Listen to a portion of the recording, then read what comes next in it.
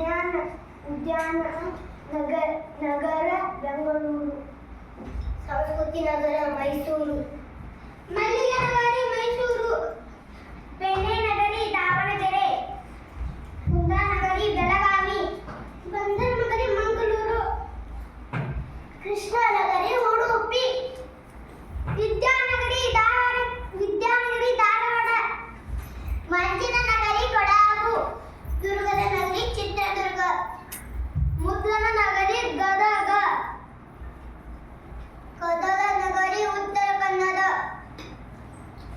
ರೇಷ್ಮೆ ನಾಡು ರಾಮನಗರ. ಸಕ್ಕರೆ ನಾಡು ಮಂಡ್ಯ. ಚಿನ್ನದ ನಾಡು ಕೋಲಾರ.